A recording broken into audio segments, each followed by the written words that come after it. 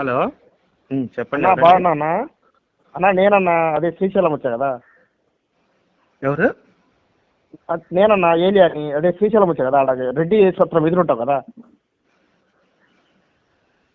అర్థం కాలేదే నాకు. అన్న రెడ్డి సత్రం ఎదురు షాప్ పెట్టుకుంటావు కదా, నువ్వే కదా? కాదు కాదు కాదు, మీరు రాంగ్ నెంబర్కి చేశారు. లేదన్న, సనాతన సేన అని చెప్పేసి యూట్యూబ్ ఛానల్ పైన నెంబర్ అదే కదా. అవునవును, సనాతన సేన నాదే. నేను రెడ్డి ఎక్కడ శ్రీశైలం, నేను ఎక్కడ షాప్ పెట్టాను? లేదా? లేదు లేదు, నాకు శ్రీశైలంలో షాప్ ఏం లేదు. తెలిసిన వాళ్ళు ఎవరైనా ఉన్నారన్నా? నాకుందిగా అన్న షాపు, నా నెంబర్ అనుకున్నా ఉంటాడు ఆయన. తెలిసిన వాళ్ళు అంటే అవును, శ్రీశైలంలో ఒక తెలిసిన వాళ్ళు ఉన్నారు మనకి షాప్ పెట్టుకున్న వాళ్ళు. అతనే అన్న కాల్ చేయమని చెప్పాడు ఈ నెంబర్కి. ఓకే ఓకే, మీరు క్రిస్టియన్సా మీరు? అవునవునన్నా. అందుకని కాల్ చేయమని ఉంటాడు. ఏం మాట్లాడారు అతనితోటి?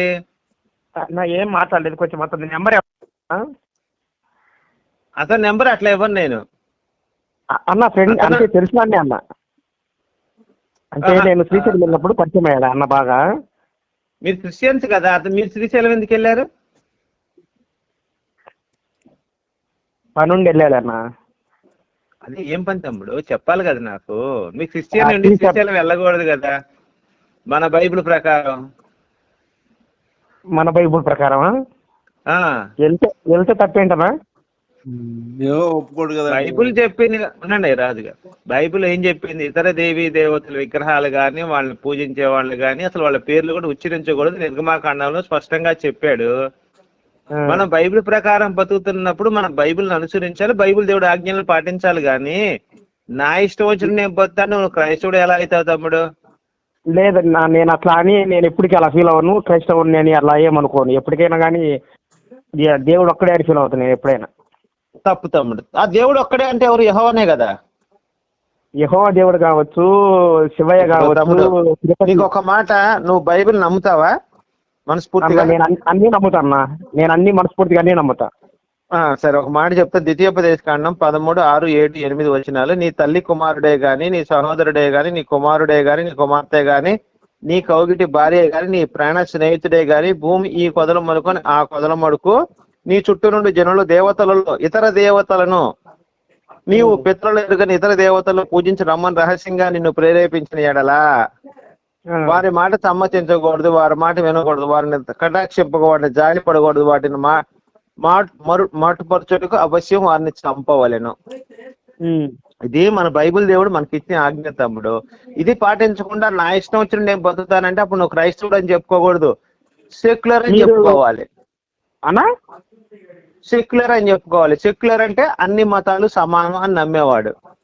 Okay okay, చెప్పుకోకూడదు. మీరన్నా? మీరు? నేను క్రైస్తవుని. మీరు క్రైస్తవులా? ఓకే ఓకే అన్న.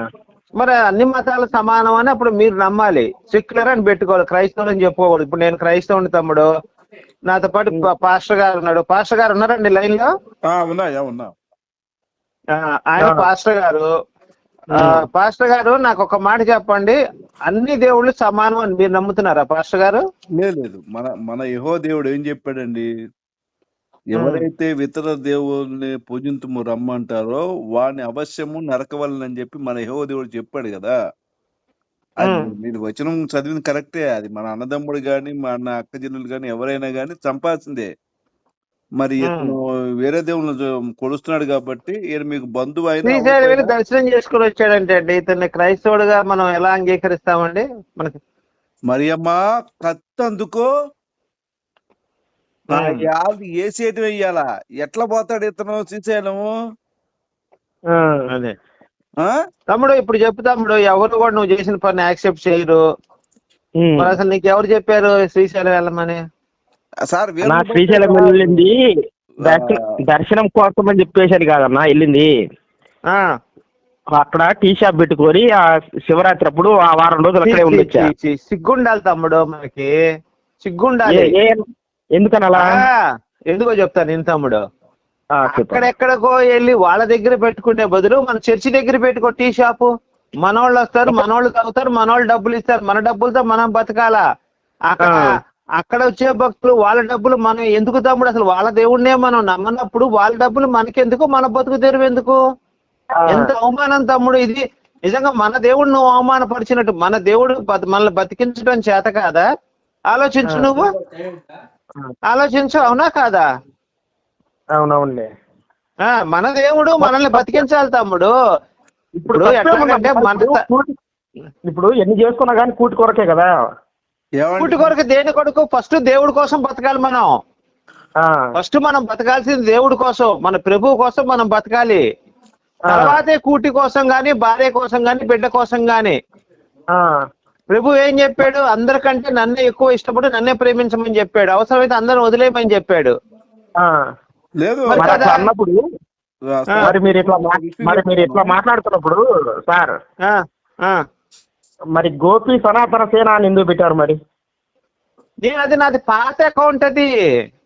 పాతది కానీ కొత్తది కానీ ఏదైనా కానీ మీరు ఇట్లా ఉన్నప్పుడు నేను ఒక నేను క్రిస్టియన్ని లేటెస్ట్ గా అనుకుంటున్నప్పుడు- మారు మనసు పొందాను తమ్ముడు. నేను మారు మనసు వారం అయింది పొంది, పాస్టర్ గారే నాకు బాప్టిజం నేనే ఇచ్చారు. కదా బాప్టిజం ఇచ్చింది నీకు. పాత జీవితం వద్దనే కదా చెప్పాను. నేను వారం అయింది వారం మారు మనసు రోజులు పొంది. ఇలా- అంతకు ముందు మరి ఇట్లానే. మరి మారు మనసు పొందిన ఉన్నప్పుడు గోపి సనాతన సేన అని పెట్టుకునే బదులు క్రిస్టియానిటీ గురించి పెట్టచ్చు కదా.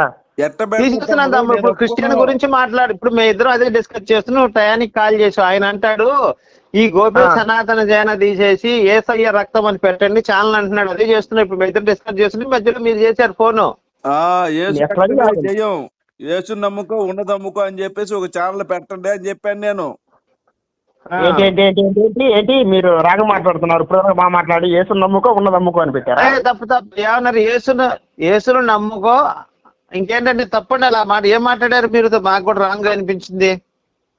యేసు నమ్ముకోండి, మనకున్నది అమ్మి ప్రజలకు ఇవ్వండి, అప్పుడే పరలోకం అని ఆహా. చెప్పాను కదా.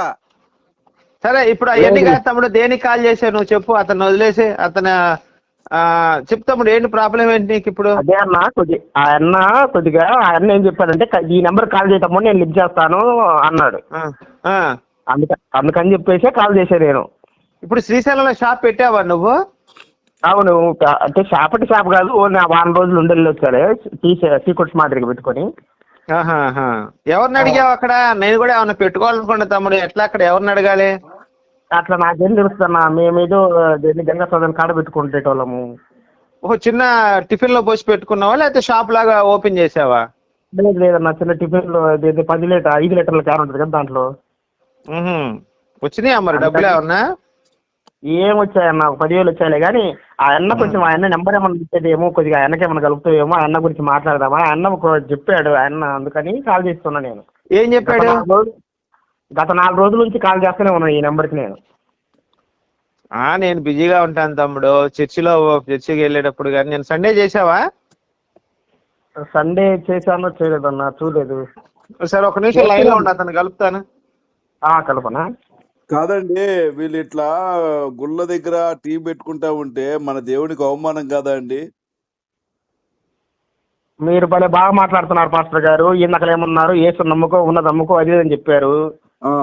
అవునండి, యేసయ్య చెప్పింది. మీకు వాక్యం తెలియదు. ఏమన్నాకేమో జానకి కట్టెందుకో జానకి అంటావు.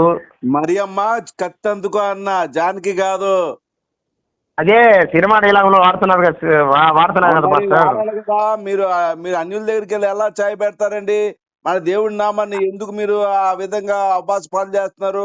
యేసయ్య చెప్తాడు, మీ నిమిత్తమే నా నామం అక్కడ అవమానపరచబడుతుందని. నేను ఎందుకు చెప్పాను? పరిచయం చెప్పేది వినండి. ఆ వచనం ఎందుకు చెప్పానంటే, ఇజ్రాయెల్లో ఈ శిష్యులు వచ్చి, ప్రభువా పరలోకం చేయాలంటే ఏం చేయాలంటే, సూది బెద్దంలో ఒంటి దూరుడు సులభం గాని ధనవంతుడు పరలోకం చేరడు. నువ్వు పరలోకం చేరాలంటే నీకున్నది మొత్తం అమ్మి ప్రజలకు ఇచ్చేసి తమ్ముడు ఎత్తలేదు తమ్ముడు. ఆయన ఏదో షాప్ లో ఉన్నట్టున్నాడు. ఎత్తలేదు తమ్ముడు. సరే సరే అన్న, నెంబర్ ఏమన్నా చెప్తావన్నా? ఉండు చేస్తున్నాడు ఉండు. కాదండి, వీళ్ళు ఇట్లా అన్యుల దగ్గరికి వెళ్ళి షాపులు పెట్టుకుంటే వాళ్ళు తిట్టరా? ఇప్పుడు హిందువులు ఎట్లా తిడుతున్నారు? పాస్టర్లు చెప్పులతో కొట్టి తరుపుతున్నారు. వీళ్ళని బట్టే కదా.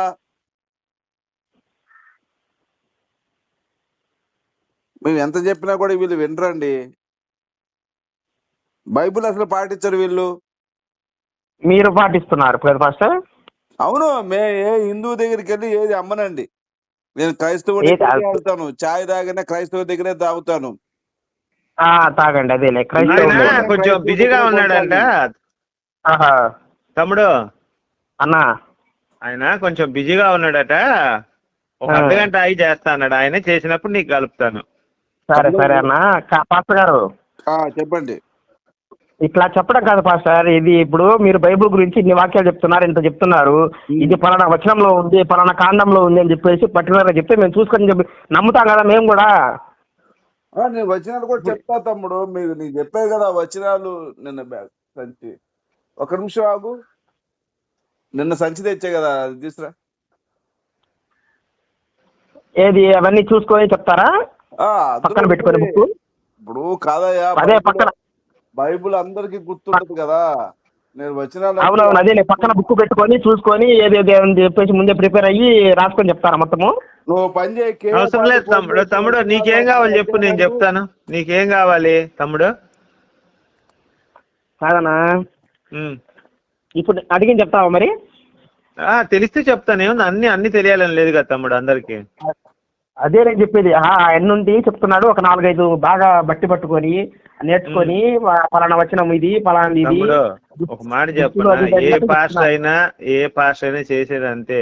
బైబిల్ అంతా అందరికి ఎవ్వడికి గుర్తుండదు. నేను చెప్తానండి. ఉండండి పాస్టర్ గారు, మీరు ఉండండి సార్, మీరు ఒక్క నిమిషం ఆగండి తమ్ముడు. బైబిల్ అనేది మహాగ్రంథం, జ్ఞాన గ్రంథం. అది అందులో దాంట్లో ఉన్నాయన్నీ మనందరికి గుర్తుండవు. ఓకేనా? కొన్ని మాత్రమే మనకు పనికొచ్చేవి తీసుకొని మనం మాట్లాడతాం. అలానే ఇప్పుడు ఒక మెడికల్ షాప్ లో చాలా టాబ్లెట్లు ఉంటాయి తమ్ముడు. అవన్నీ మనం వేసుకోంగా. ఏదో ఒక టాబ్లెట్ మనకు రోగం వచ్చింది, ఆ టాబ్లెట్ వేసుకుంటాం. అలానే మనకు గుర్తొచ్చేది, మంచి వచ్చిన ప్రజలకు పనికొచ్చేది, విశ్వాసులకు పనికొచ్చే ఒక వాక్యాన్ని మనం బోధిస్తాం.